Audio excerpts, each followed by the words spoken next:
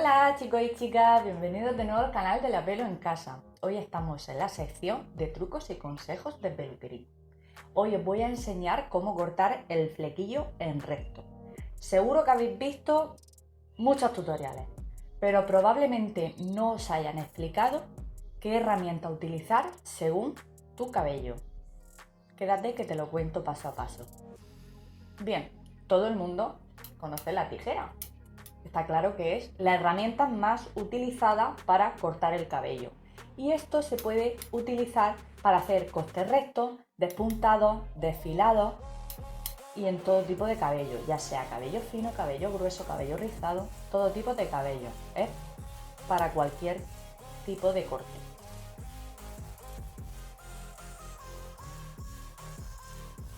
Por otro lado, existe el estilete o la navaja. Este es ideal por su dentadura hacer los desfilados o los despuntados, los flequillos cortina o, como yo me hice, el flequillo tricotado, porque es picotado, ¿no? Si apreciáis bien, yo tengo el centro más cortito y los laterales desfilados. Pues esto es ideal, pero en cabellos, en el resto del cabello, en flequillos no hay problema, pero en el resto de cabello no es recomendable utilizar en cabello fino porque el corte lo hace oblicuo. O sea, este es el cabello y el corte lo haría así, no recto como la tijera. Si queremos obtener volumen, mejor la tijera.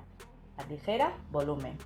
Desfilado es como un vaciado, un desfilado, un vaciado en las puntas. Y por último, bueno, penúltimo, está la tijera de descargar, entresacar. Es ideal, evidentemente, para descargar el volumen para quien tiene mucho cabello y tiene esa suerte.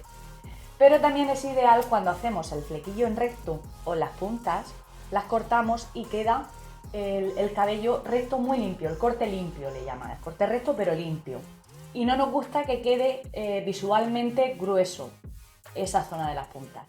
Pues lo que hacemos es, imaginaros que está en la melena y lo que hacemos es hacer así. Esta sería la forma de cortar las puntas. Así no, porque si no dejaría los cortes. Mejor en vertical. Y por último, tenemos la máquina. Sabemos que la máquina es más bien utilizada pues para los cortes de caballero, para las señoras también, evidentemente cuando queremos un corte milimétrico. Esta precisamente es la patillera, para las patillas, para el cuello y demás, pero es muy manejable en el momento de cortar, hacer cortes rectos o incluso hacer formas deseadas.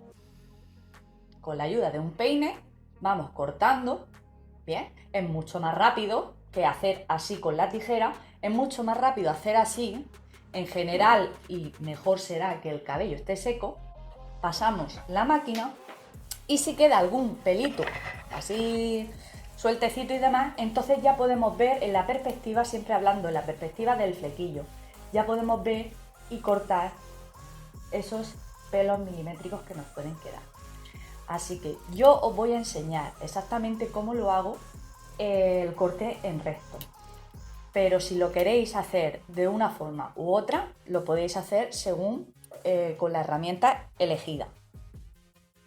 Otra cosa muy importante es según tu cabello. A ver, si tienes el cabello liso, pues bueno, no hay problema. Si tienes remolinos, a mí me sucede que tengo un remolino aquí, que cuando yo lo mojo, al peinarme, me levanta el cabello de aquí. Y si yo peino el cabello, paso la tijera, al final aquí se me levanta. ¿Qué hago yo? Pues me lo aliso y me lo corto en seco.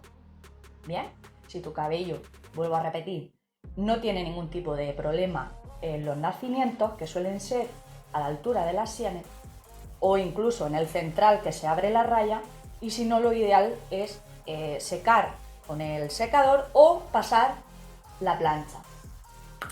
Otro aspecto importante, si tu flequillo es rizado, mejor secar la zona del flequillo independientemente del cabello, secas el flequillo y entonces cortas.